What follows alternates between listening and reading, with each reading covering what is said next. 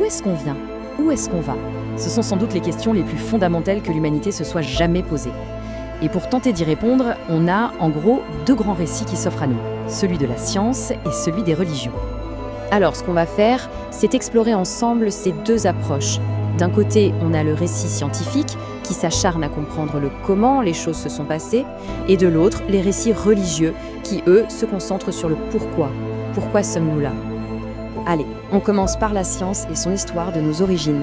C'est un voyage qui va nous ramener très très loin en arrière, jusqu'au tout premier instant de notre univers. 13,8 milliards d'années. C'est un chiffre qui donne le vertige, non? C'est l'âge que les scientifiques donnent à notre univers. Et tout, absolument tout ce qu'on connaît, a commencé à cet instant précis, lors d'un événement qu'on appelle, bien sûr, le Big Bang. Alors, attention, petite précision importante. Quand on dit Big Bang, on imagine souvent une grosse explosion dans le vide. Mais en réalité, c'est un peu plus subtil que ça. Ce n'était pas une explosion dans l'espace, mais bien l'expansion de l'espace lui-même, à partir d'un point unique, incroyablement chaud et dense. Et quand on regarde cette chronologie, waouh, ça remet les idées en place. Après le Big Bang, il a fallu attendre des centaines de millions d'années pour que les premières étoiles s'allument. Bien plus tard, notre planète, la Terre, s'est formée, puis la vie y est apparue.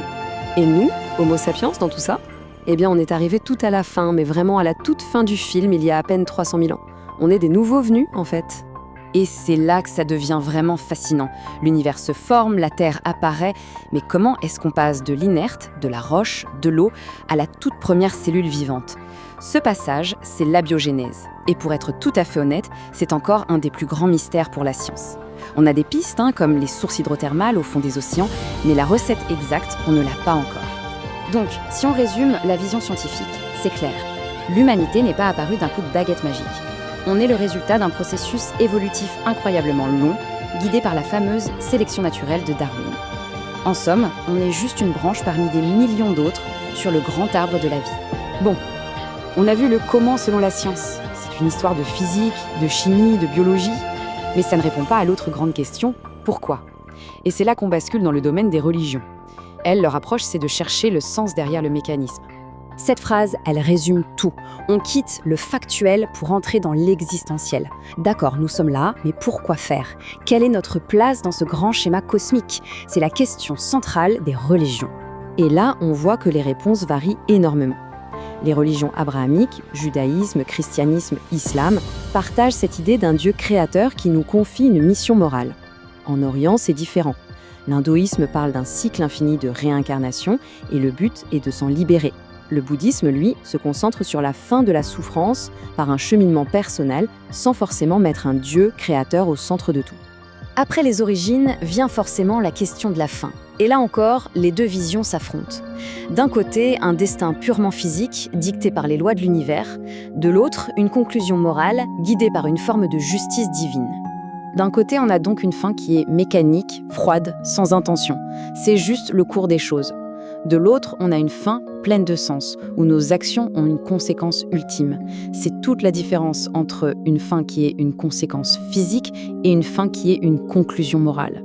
Côté science, plusieurs scénarios sont envisagés. Le plus probable, c'est la mort thermique. L'univers s'étend lentement, il devient froid, vide et sombre. Ambiance. Sinon, il y a le Big Crunch, qui est l'inverse du Big Bang. Et le plus violent, c'est le Big Rip, où l'expansion déchire littéralement la matière. Pas très réjouissant tout ça, on est d'accord. Et du côté des religions, on retrouve la même logique que pour la création. Les traditions abrahamiques parlent d'un jugement final, un grand bilan. Dans l'hindouisme, la fin n'est jamais définitive, c'est juste la fin d'un cycle avant le début d'un autre. Et pour le bouddhisme, la fin n'est pas celle du monde, c'est celle du cycle de la souffrance pour chaque individu. On se retrouve donc avec deux récits très puissants, mais qui semblent totalement opposés. Alors la question qui se pose est simple, sont-ils condamnés à s'affronter ou est-ce qu'une forme de coexistence est possible? C'est vraiment la grande question. Est-ce qu'il faut absolument choisir son camp? Est-ce que croire en l'un, c'est forcément rejeter l'autre?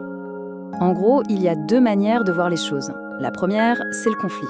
Pour certains, la science décrit la réalité, les faits, et la religion raconte des mythes. L'un a raison, l'autre a tort. Point. Mais il y a une autre vision, celle des domaines différents. L'idée, c'est qu'elles ne jouent tout simplement pas sur le même terrain. Elles ne posent pas les mêmes questions, donc elles ne peuvent pas être en compétition. J'aime beaucoup cette phrase, elle illustre parfaitement cette idée. La science peut vous décrire en détail la photosynthèse, la biologie de la fleur, tout le mécanisme, mais elle ne peut pas expliquer l'émotion qu'on ressent devant sa beauté. Ce sont deux niveaux de compréhension d'une même réalité. Et au fond, ce qui unit toutes ces approches, c'est l'origine de la question elle-même. Que l'on soit scientifique ou croyant, la fragilité de notre vie, l'immensité de l'univers et la certitude de la mort nous poussent tous, à un moment ou un autre, à chercher un sens. En fin de compte, que l'on regarde à travers un télescope pour déchiffrer le passé de l'univers, ou que l'on se plonge dans des textes anciens pour comprendre notre mission sur Terre, l'impulsion est exactement la même. C'est cette quête profonde de compréhension de notre place dans le cosmos. Et c'est peut-être là que se trouve la réflexion finale. Plutôt que de chercher à savoir qui a la bonne réponse, il est peut-être plus intéressant de se demander pourquoi. Pourquoi sommes-nous la seule espèce, à notre connaissance, qui ne cesse de poser ces questions ? Cette quête en elle-même est peut-être ce qui nous définit le plus profondément.